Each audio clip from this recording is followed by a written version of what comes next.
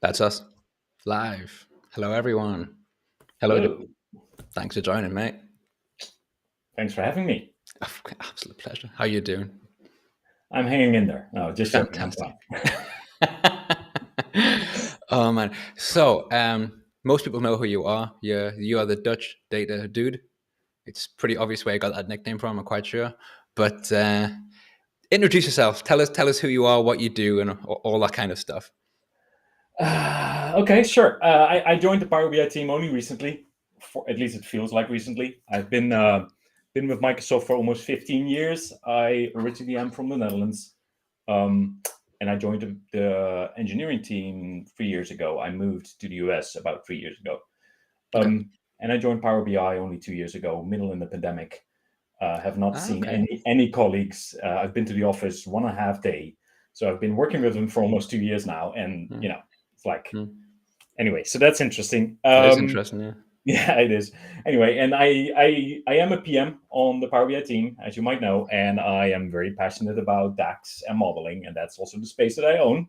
So as some of us on the team like to say, I own the complicated stuff. Look at you. And then I also write the blog, which loads of people know me from. So that's is that the fun part? That is the fun part, but actually, believe it or not, there's a lot of work in there because you have to chase people to go get stuff from all over the place. And today I got some help. We got somebody working in the background doing loads of that to offload me a little bit. But in the beginning, that was crazy, just getting all those sheep together. Yeah, I can believe you for sure. I've tried myself to write a mini small blog. I mean, like a one-person blog that probably 3 people are going to read, and that in itself is hard work. So a blog on that scale, I can imagine it is a lot of effort. Yeah, it's not It's not easy, but hey, it's important because it keeps everybody It on is. on their toes and keeps everybody informed. And I think that's Exactly. also part of the great value of Power BI, right? That we Mm, have these monthly updates, and we're being very transparent about what we do and why. for sure. So yeah, that it's definitely a great benefit to all of us, not only on the product team but also in the community. I mean, on the product team also, you don't even see everything that's happening. So sometimes the Mm. blog and the fact that I work on the blog helps me to understand what's going on at the next door. Like, I'm okay, you're doing that? Yeah, I am. Okay, That's actually a good point. You're kind of like the central part of everything coming together. So yeah, that's pretty. exactly. I suppose actually, it's the documentation to a large extent, like maybe an informal documentation and that kind of stuff. You know. Yeah, it is. It is to a large extent. It is that, right? It tells you exactly what's going on and sometimes why. Hopefully, Mm, it gives you a good idea why. mm, It's just our communication vehicle. So I think it's very important, and I just get the opportunity to do it, and that's awesome. yeah. Well, this is also why people are expecting so much information from you tonight, right? What's coming and when's it going to come? And for Yeah, people, right. Sure. yeah, Yeah, you for can people try who, that. yeah, You can try exactly. that. For people who, I don't want to exclude people who don't use Twitter or look at Twitter. This conversation, when is this? And I find that actually it must be a strange part because I know obviously for me when I do my job, it's just all internal, right? It's just the people who work at the company. But for yourself, you do your job. It's external. It's for people Hey, all around the globe. So the expectation or the waiting, it must be a strange thing to do a job where the people are literally talking about precisely your job. Say, when's this coming? I want this. I need this. I can't imagine how that feels. It's like, is it sometimes do you log on to Twitter and just go, oh, Jesus, goddamn Christ, man. Just well, it's actually it's hard to explain, but let me say, I mean, Microsoft is my first employer, right? So I've Mm, never known anything different. So I'm getting used to it, but there's always this extra layer in between what I say and what I tell you, and the things that mm, I'm allowed to say and the things that I'm sure. allowed to, Mm, express between the lines or even explicitly. yeah. There's always this extra filter, always, and Mm, definitely when I read stuff mm, online, I go like, yeah, did you just read the Word document that I just wrote on the other side of this exact screen that I'm looking at, right? I see the yeah. tweet here, I have my Word doc here. Did you just somehow magically read this document that you're not supposed to read? I mean, yes, that happens a lot. And then, of Yeah. course, there's this interest of me to just jump in and say, we're working on that. But that's the Yeah. filter, right? You cannot do that because that would simply bring my job into jeopardy. So Of I course. can't do that. You have to fight that innate directness Yeah. of the Dutchness inside you. Yeah, well, you want to be honest, you want to be open, you want to be transparent because those Of those course. are values of Microsoft, right? But there's always this filter. And yes, of course, I want to tell you that something is coming if Mm, people are passionate about it, or if people are passionate about something that I know we're not doing. mm, I want to tell you, but yeah. sometimes you just can't. Of course. And sometimes it's because we haven't made up our mind, or sometimes it's because it's sensitive because there's competition listening in. So there's all Mm, loads of things mm, playing into that area. I think yeah. that's actually the most exciting part about working at Microsoft is that you have to all the time do this extra thinking about how you communicate and what you communicate. I think that's Mm, pretty cool. And then yes. as a kid, like the little kid in me, the fact that I know stuff 2 years in advance before everybody else knows. So long, is it? Yeah, I suppose, Oh, yeah, because the sometimes roadmap. yes, absolutely. Wow. Yeah. Yeah, that's pretty cool. And I get to think about that, and I get to have my opinion on that stuff, and I know that stuff is only gonna go out later and then expose and impact so many people across the world. Yeah. That's just amazing. The fact that I can do that, Yeah. awesome, right? It is awesome. I I gotta say, it's Sorry, go for it. no, no. I was just agreeing. It must be. It's again. All I can say is, something that I can't really imagine myself in that position. Hmm. But the most that I can imagine would be a pod that I actually will enjoy and say this is pretty cool. Not just for the thing, it's cool because I know, but also because it's going to impact so many people and they're going to appreciate it and enjoy it so much. And yeah, Yeah, I imagine myself sitting in an elderly home at some point, and I hope that's far far away in the future. fingers crossed. But Yeah. me sitting there and saying, you know what?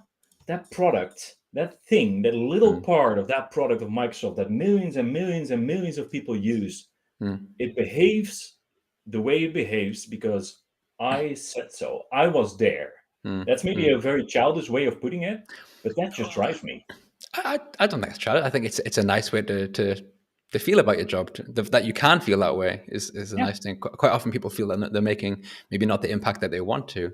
But of course, when you I know you're talking precisely now about moving the disable automatic relationships to global settings. That's obviously what you're talking about right now. Yeah, no that's comment. gonna be the thing.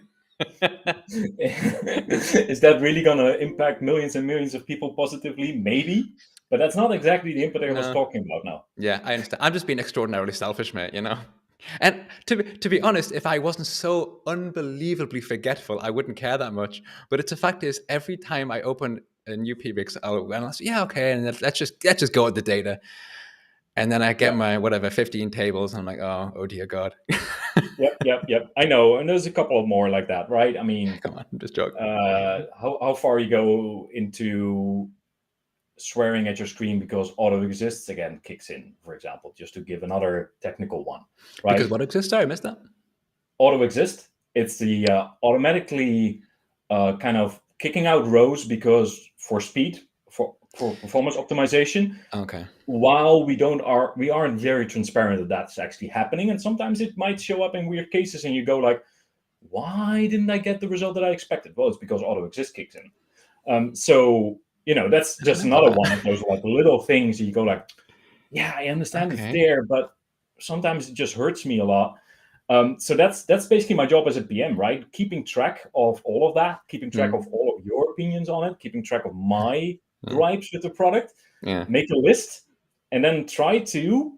every couple months try to come up with the things that we will actually do these couple months. Hmm. Um, Yeah. and and also being okay with the fact that I cannot do everything. I simply, for my own space of modeling and DAX, I have, and I'm not joking, I have 80 plus items on the list that I Yeah. just built in the last 2 years. Like Wow. these are 80 plus items that I want to do. Hmm. But Hmm. every couple months we go like, what are we gonna do? Well, then Yeah. I take my list of 80 plus items and I look at them and I say, hey, do I want to prioritize them in a certain order? Hmm. And then out of them, I take maybe 10 to the table to discuss. And then we talk about it with all the PMs. And then out of those 10, maybe two survive. Yeah. Or maybe if I'm lucky, maybe five. That's it's a dangerous thing to admit that you do that, because what potentially I could now know is that if I get you to a point, or people in general on Twitter or forms of social media, just get like, oh my God, shut up, shut up, shut up. If you get to that point, then you might just put it at the top of your list and be like, just please leave me alone now. It's No, done. All right. that will never happen. I know. Yeah, I would probably rather just mute you on Twitter before Yeah, that even happens. that's reasonable. Actually, I thought you were gonna say block. So actually, that means a lot that you said mute, to be honest. So No, I'll just meet you. I'll be polite. But yeah, I mean, yes, of course you can try to twist our arm, and yes, of yeah, course you can. And the official way to twist our arm is, of course, ideas, right? Vote on the ideas, but that's also not a guarantee, right? yeah, It's you cannot twist our arm unless you're maybe higher in the level of ranks in mm, Microsoft on the CEO level. Then, of of course, there are course. things you can twist our arm with, but Mm. otherwise, no. What I promised myself I'd start to do, and actually I'm going to be.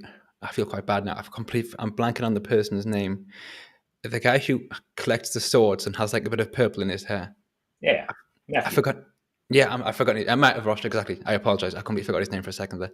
Um, I posted a couple of things, and he mentioned, he was like, your question was just why, because he, to kind of force someone to say in a structured way, what's the impact, what's the benefit, and I thought to myself, okay, I forget sometimes that people like read what I write. Not many people, but some people.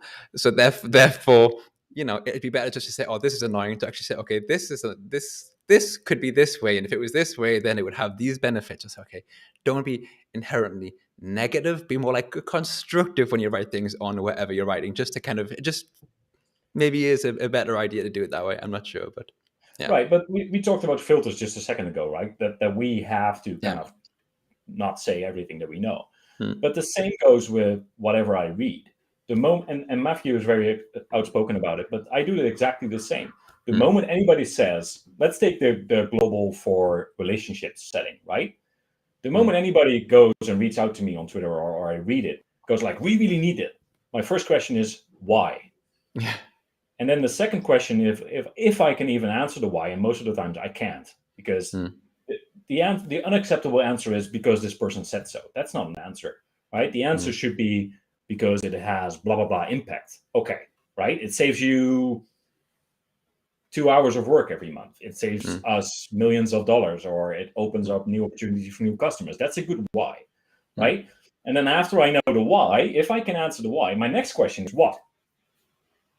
Like, is this really the solution that we should be introducing then for this question? Like, you can tell me that the global setting is what you're looking for, but after I thought about the why, maybe there's a better solution out there. And of course, in this example, there's not.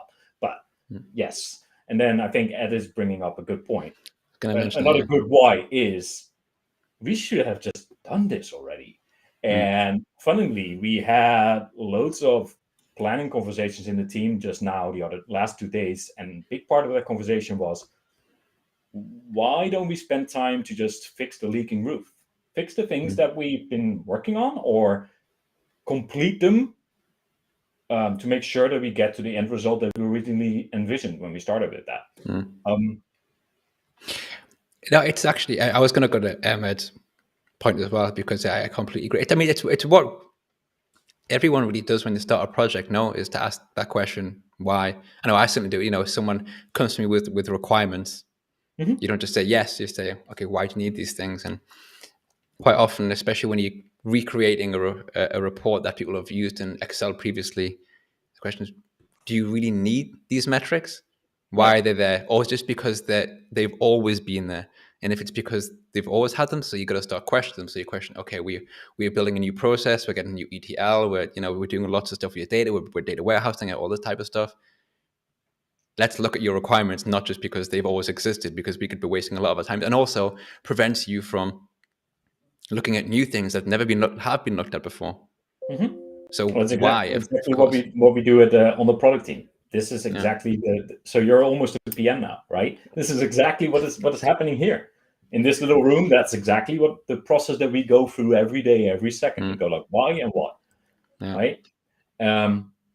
So yeah, and of course, and it's also interesting to see the dynamic that all of us as technical people are just so excited about building new cool stuff that sometimes we build a complete new house while the house that we're currently are living in is leaking, right? Maybe we should not build the new house before we fix the old one, right? There's a balance to be found, because if you don't build new houses, then competition will take over and you're out of the business sometime in the future. But there's a balance to be found. And I see in engineering, I see loads, and myself included, it's way more exciting to work on new things, right? Because also the beginning of the conversation, like, there's new things that I know about that you don't know about, right? That's exciting. I can think about that. I have a big impact here. Yes, but there's also loads of things that we haven't properly finished. Download PBX, still in preview. Why? We haven't finished the work. Calculation group, no support for editing in desktop. Why? Simply, we haven't finished the work. Shape map, still in preview. Why? We haven't finished the work. I was gonna ask about. Yeah, it's classic. Yeah, I can run out of hands easily. Yeah, I always assumed that the shape map. I'm just going to go on about the shape map now. I always assumed that the shape map was still in preview, because in order to get precisely sometimes what you need out of it, it's difficult to get the actual map itself. So unless you literally have the entire world mapped in a it's JSON, no? A JSON file, then it involves a lot of manual searching. So I assumed that somewhere Microsoft was just creating the entire world topography somehow in one of these maps that could be used. I don't know. Maybe we are. Maybe we are not. Maybe I would never even dare ask you for an answer there, mate. World domination. No, just joking.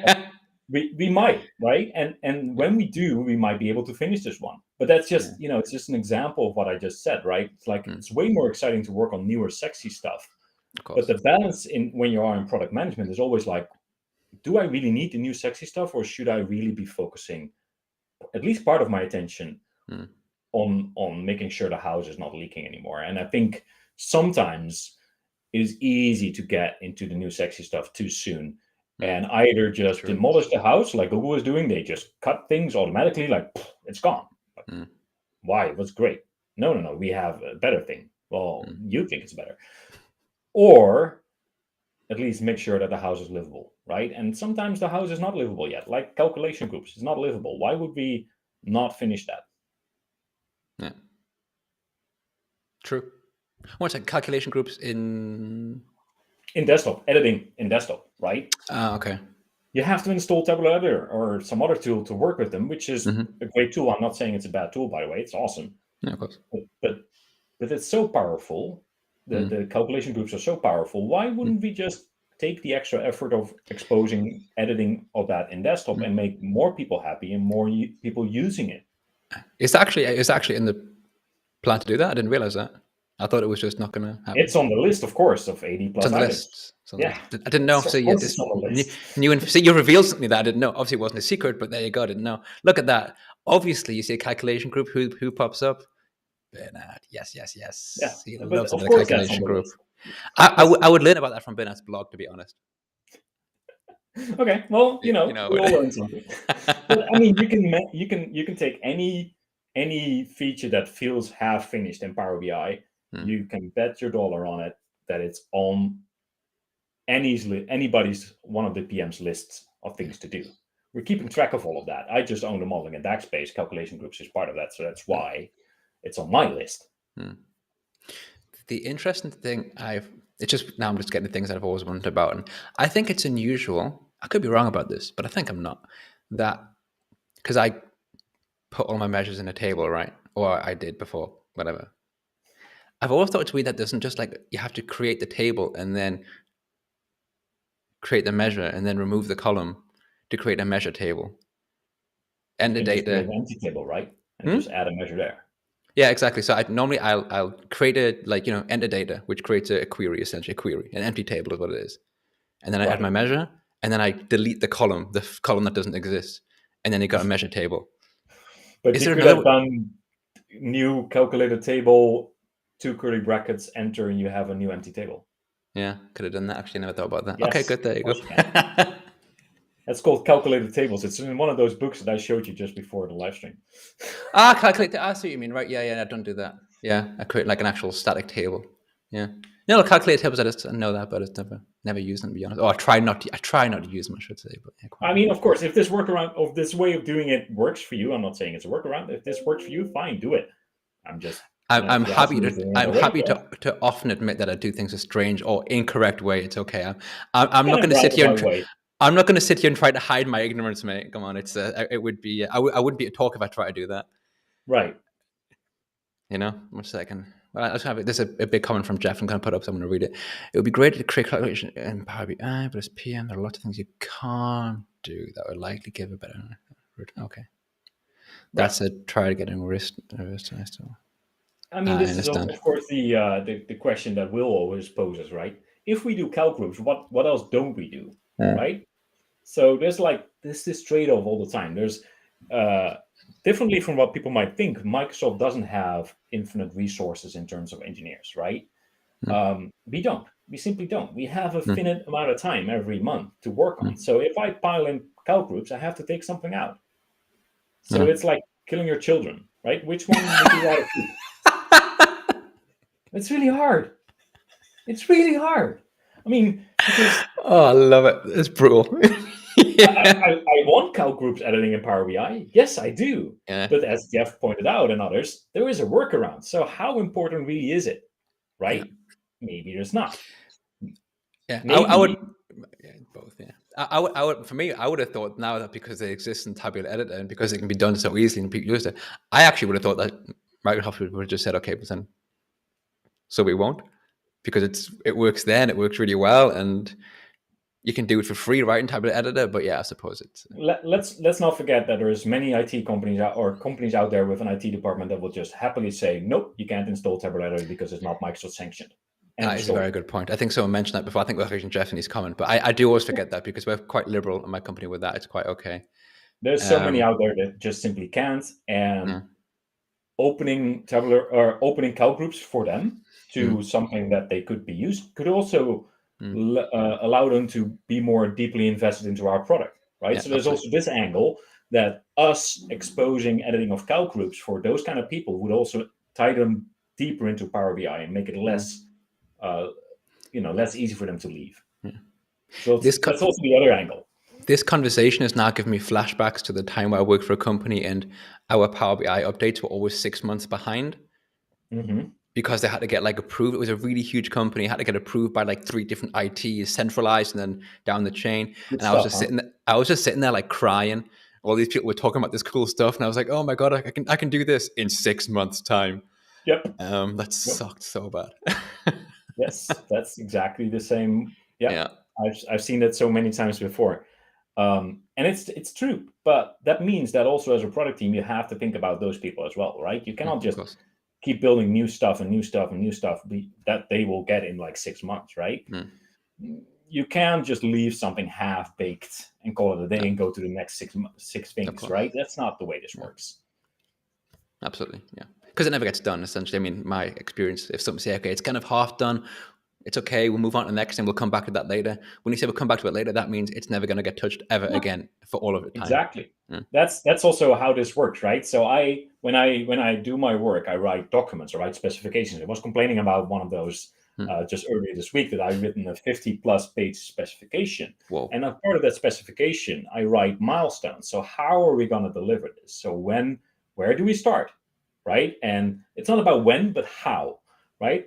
Where do we start? What's the first step? When are we going to release a private preview to our customers? What is then next? What is a public preview line? What is the moment we call it GA? But invariably, there's stuff in that spec that falls below the GA line. Now, you could think about that positively as saying, oh, that's future investment. We'll probably get to that. The reality is you never will. Anything that goes beyond that line, you probably never will unless somebody starts screaming. Yeah. And that's just the way it works. And that's sad a little bit, but that's just the way it works. Because I think Bernard asked how large is the DAX modeling team, right? Depends on what you think is the DAX modeling team. But you're looking at DPM for it. That's me. There's no replacement. It's just me. Yeah. And it varies from day to day because we move in squads around.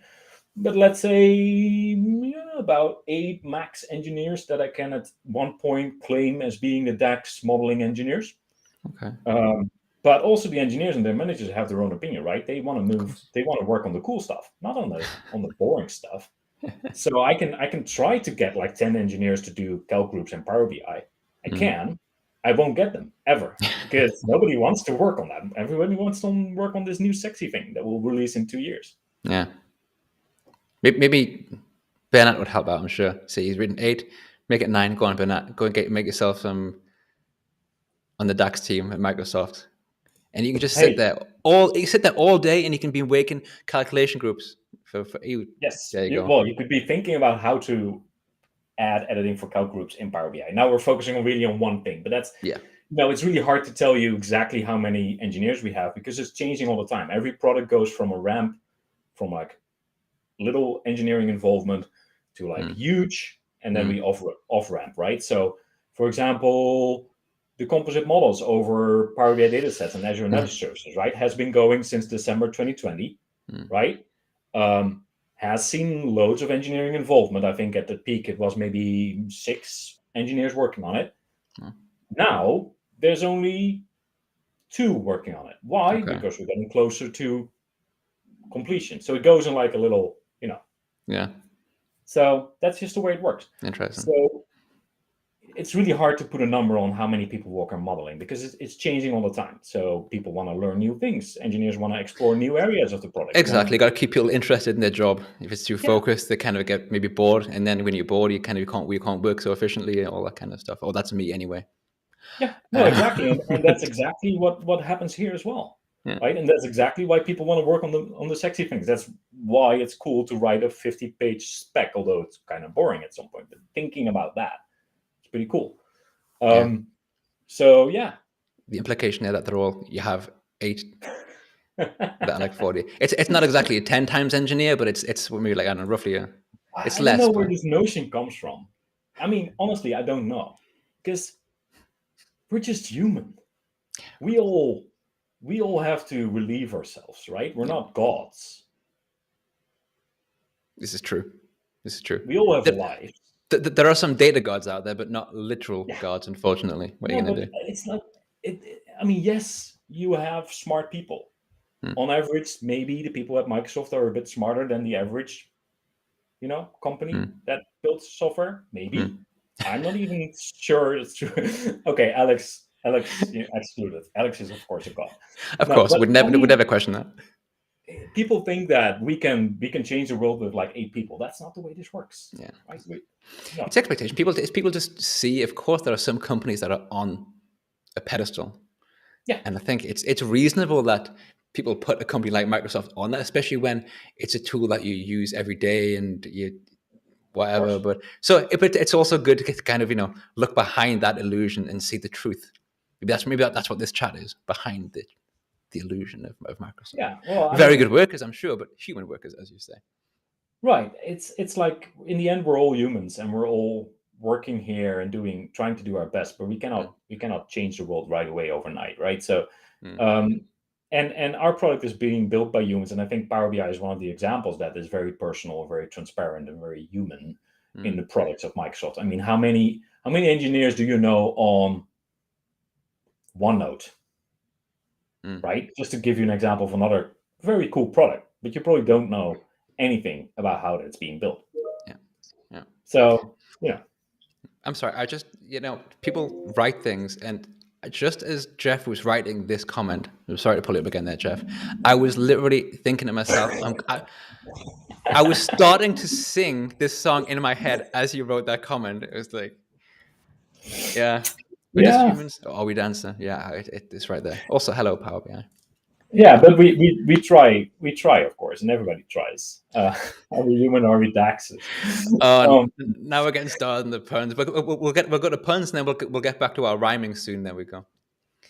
no, no, let's not go back to the rhyming. I think that No, was I would really never do that again. That was bad. an accident, by the way. I didn't actually ask you to be on the third on purpose. I was just writing it, and because I love terrible puns, like classic dad joke style situation, I was like, 1 second, It was third, good. It was good. third. I enjoyed it for as long as it lasted.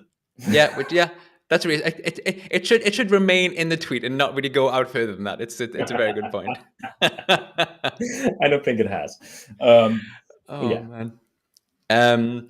Sorry, just to come back to something that you said at the very start of when we were talking, just about yourself and being at the job a couple of years. You mentioned that you started during the pandemic, which is yep, interesting to me because I started at my company a year before the pandemic, so I had a good year at my desk meeting people and stuff, and but our team's grown out a lot during that time, and it's strange. I mean, I'm have a really good relationship, especially with with one particular person on my team who's also a data analyst who started during the pandemic. So we talk every day and we chat.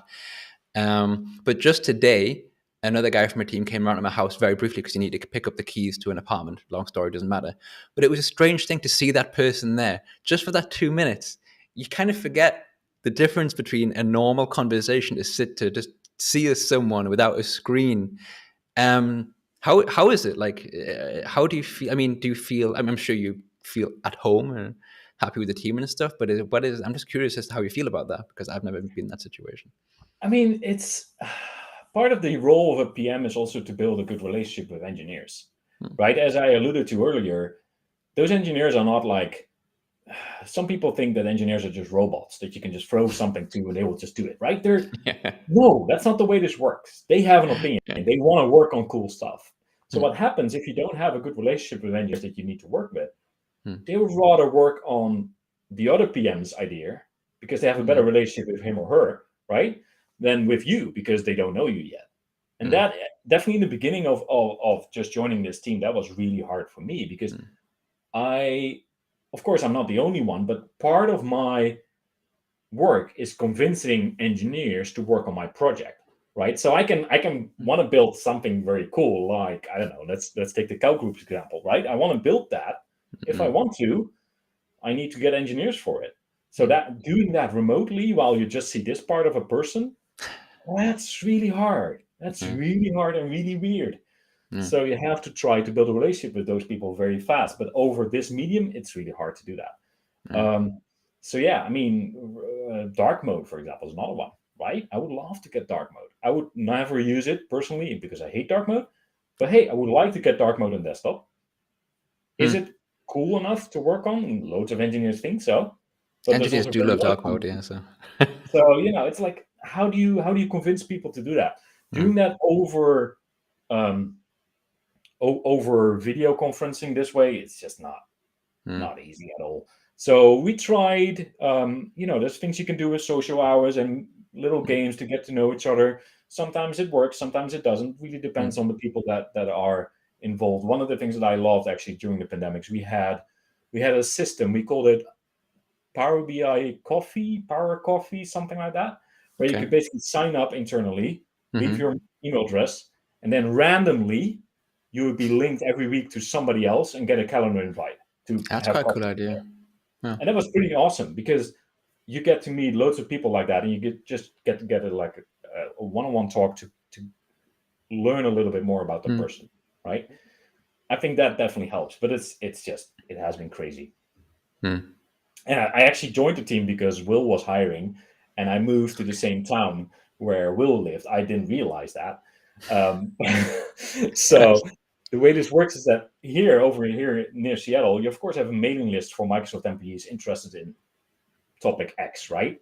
Think about a topic, there's a mailing list for it. So there's a mailing list for people living in the town that I live in. And I joined that mailing list because, hey, you never know if there's something interesting on it. And a day later, Will emails something to that mailing list. I'm like, you live here? That's cool. So I pinged him, and he didn't know I lived here. So cool. And the next thing that happened was he said, hey, I'm hiring. That's not exactly how it happened, but yeah. That's at least the story that I tell myself. That's nice, though. That's quite cool. Do you just random question out the blue? Do you like football, soccer at all? Of course you do. I mean, not football, but soccer. Yeah, soccer, yeah. Not the American football. I used to. I enjoy watching amateur football and stuff, and I have not so much anymore. But I had like a social media account and was connected with like different amateurish or lower level football clubs. And there's a decent one actually. I think around about. I'm probably going to butcher the name of the town, Snohomish or something. Snohomish, yeah. Yeah, they've got a decent football club. I would. Oh, yeah. So if you could go and check them out as well. Just an idea, because I've always been interested, because it's one of I think 5 amateur or lower level clubs that I know in the US, and I was like, where is that? And I googled it. I was like, right there. Okay, now I get it. That's actually very close. Yeah. I've never known there was a soccer club there. So there you go. Cool. Is it called Snohomish? Is that correct? Or was I correct? Yeah, I think so. I'm also not a native, so I have no idea, but I think it's Snohomish. Okay, fantastic. Because it's originally a Native American name, right? So loads of names in this area, including Seattle, come from like Native American references. Oh, okay. Snohomish, I assumed Seattle. I didn't realize actually, but that makes sense. Yeah, well, I think it originally was Seattle, so with an extra U in there. There's so much about so many things. Yeah, makes sense. Well, Snohomish Football Club, they've got a very nice tricot, and they have fish on their tricot, or something weird like that. But there you go. Very random comment. This area is known for all the fish, right? It was, yeah. I just learned the biggest octopus in the world lives in the Puget Sound, which is, again, Puget is also one of those words. The Puget Sound is like the waterway on which Seattle is, right? The biggest octopus in the world lives there, apparently. Really? Yeah. The biggest octopus species in the world is originally from that area. Wow. So loads of fish around here. I would have said something like Australia if I was going to think of where big in really warm waters or something. I'm not sure. By the way, I'm not a marine biologist by any means. No, it's all good. I wasn't going to go deep into this. Then tell me about the genus or whatever other biology type sounding words. No, it's all good. No. Okay. I think that was it for the fish part of the conversation, I promise.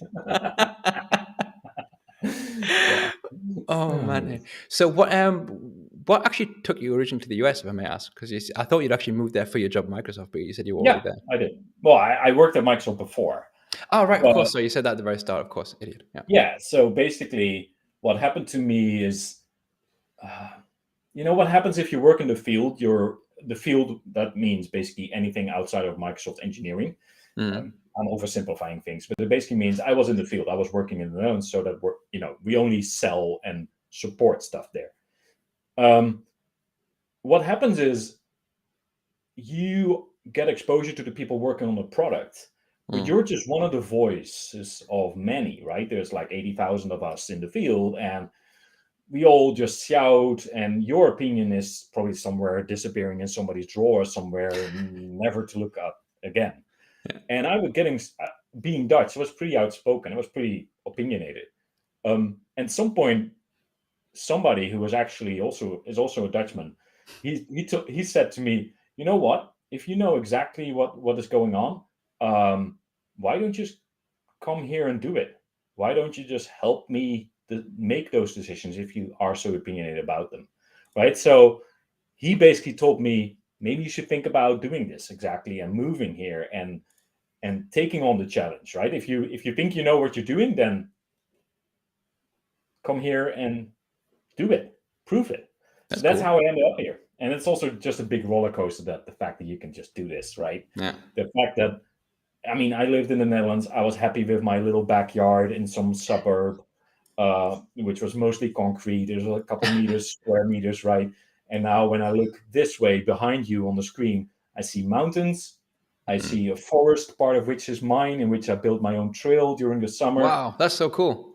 I mean, I have not one place to sit in summer. I have got 4 seats. I mean, it's like just the fact that I'm amazing. here. Mountains. Yeah. The Dutch guy, mountains. Yeah. Like, wow. Yeah, you're making me jealous, man, for sure. And the fact that I can do that and I get that opportunity and work on cool stuff that impacts millions. Yeah, it's amazing. Why not? Why would I then not do this? No, absolutely.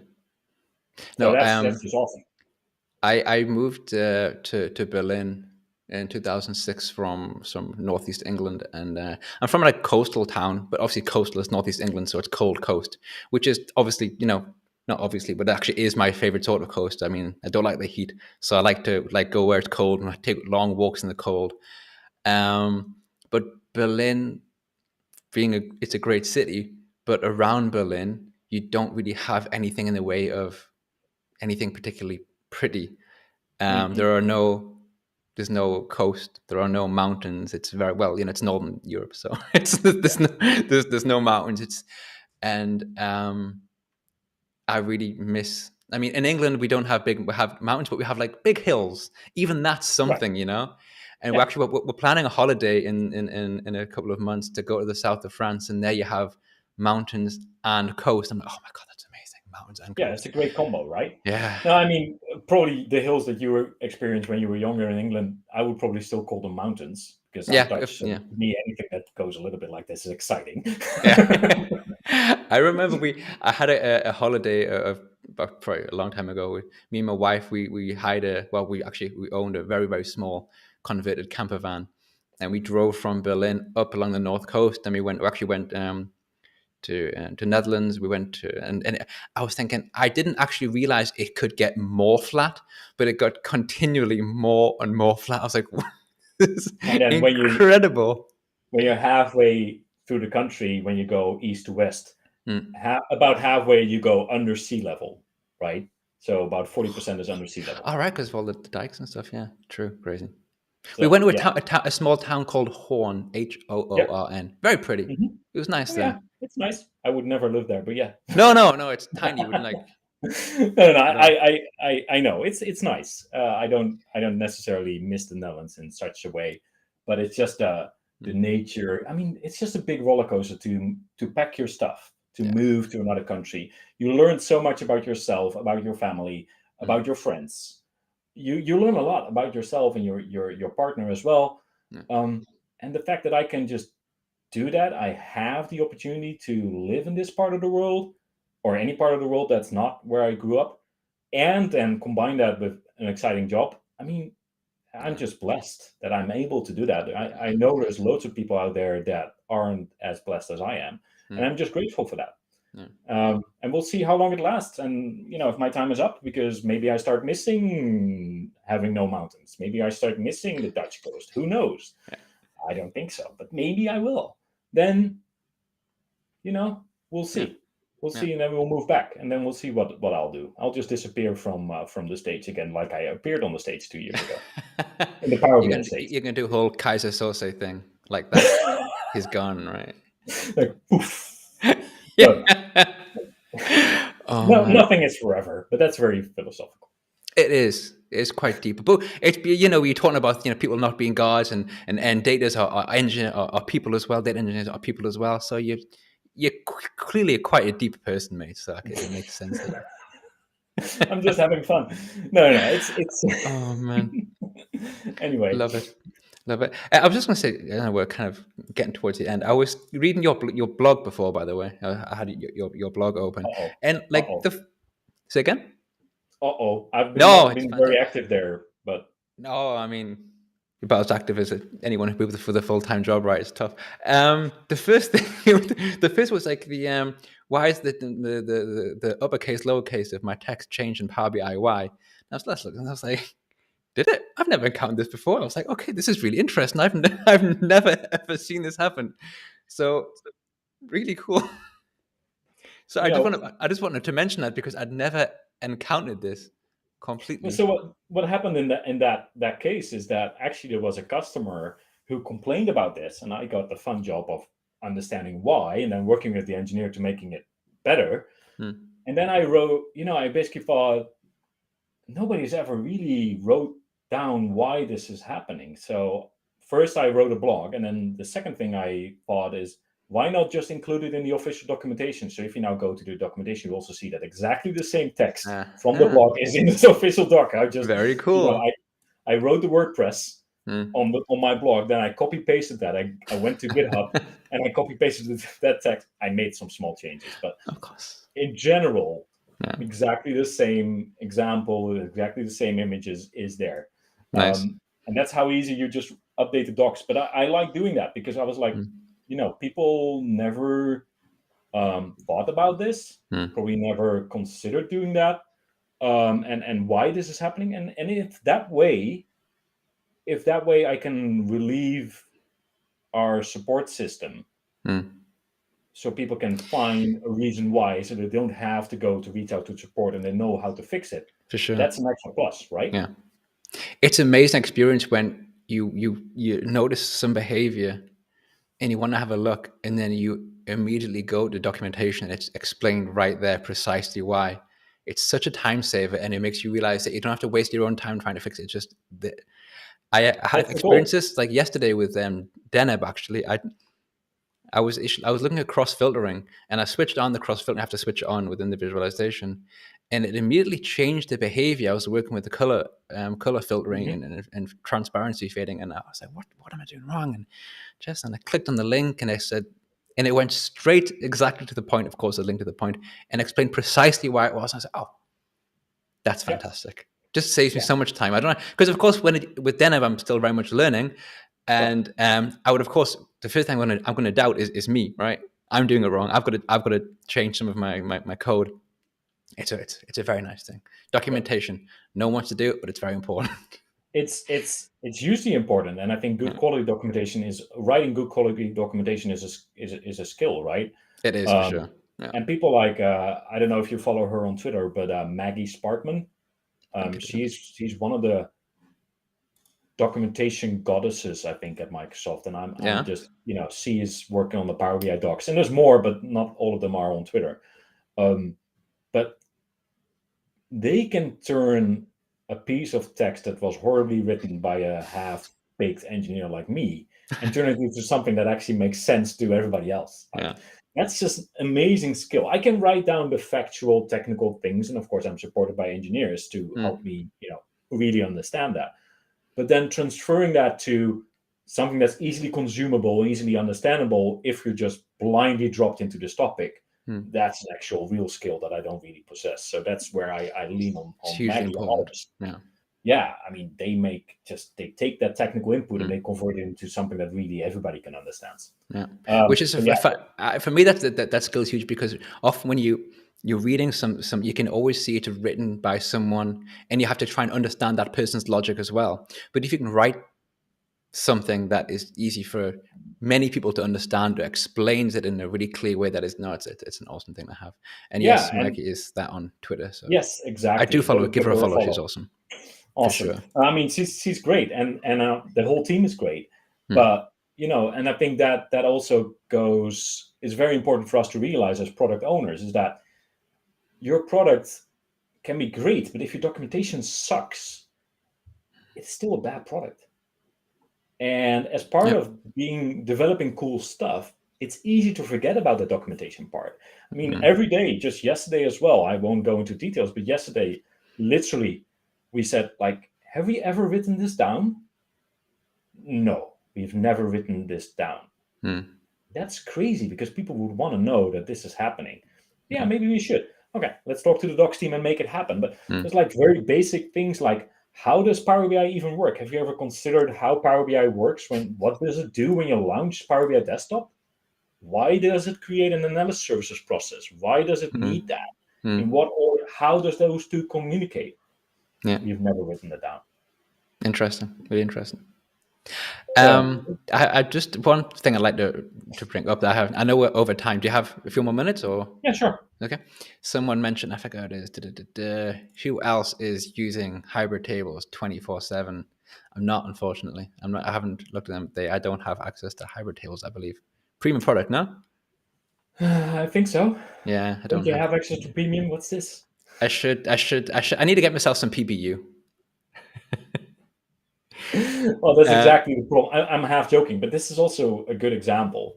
Like me saying to you, like, don't you have access to premium? Is also, it's very easy for me and for us on the product team to forget that not everybody has access to premium. Not everybody has access mm, to Azure Unlimited or whatever, right? Nobody, it's for that. For me, that's a given. I can just take it and consume it. It's mm, very easy to forget. That's also mm, why, for example, with goals, I'm not the owner of Power BI mm, Goals, but we changed our strategy there, right? Originally it was premium only. Now it's yeah. available on Pro as well, as far as I know, right? Okay. Originally the plan was to have a premium only, but Mm, then we just forget how many people actually have premium, how many people are still on Pro. mm, So, and for example, with the composite models over data sets and Azure Analysis Services, we made the conscious choice to have it enabled on both, because I didn't want it to be just premium. Because if we do it on just premium, we lose so many customers, we lose yeah. so many exposure, and so much value gets robbed from people that are on Pro. Yeah. Um, so yeah, I mean, I anyway, gotta. I don't use hybrid tables 24/7, by the way, but I just to am. answer. I was speaking when I was speaking to Alex Dupla before Christmas. He mentioned something that I'd never considered, and I felt like such a fool for having never considered it. I was talking about the cost of premium, and he was like, "Just you can get everyone on PPU. If your company is at a certain size, that premium's too expensive.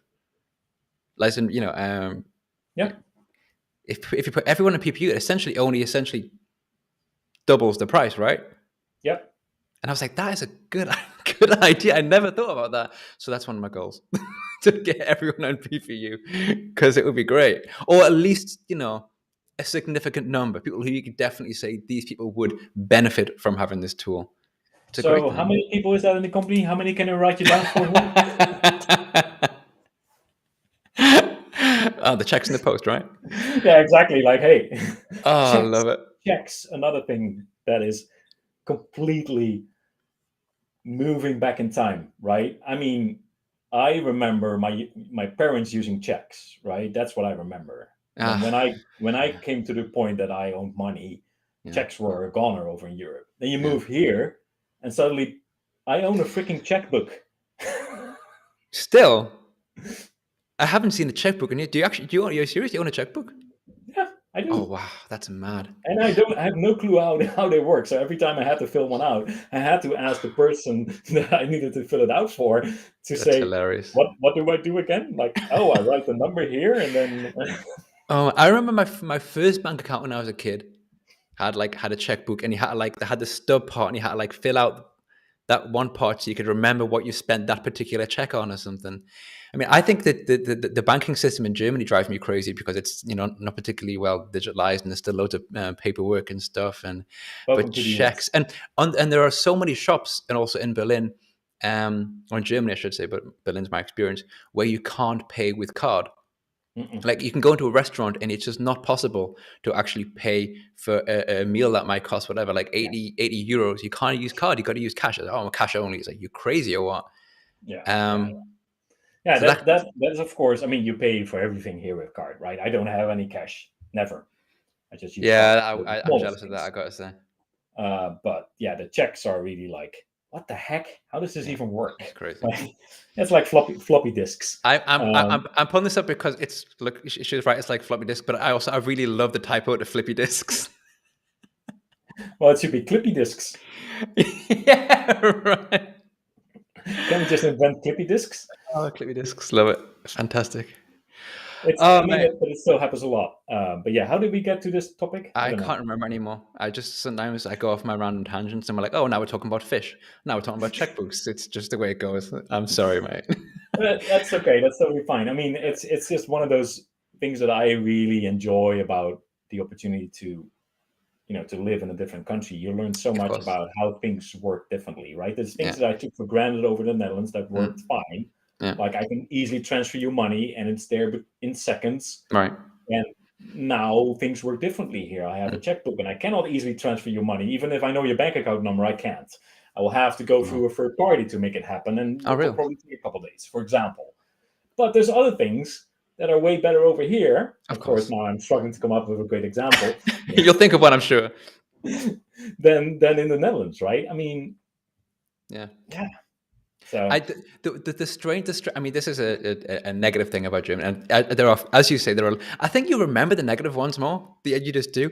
But the strangest one for me in Germany that I found really hard to get used to is that if you go to the doctor in the UK and your appointment at the doctor is, say, like whatever 5 o'clock, that means your appointment is at 5 o'clock.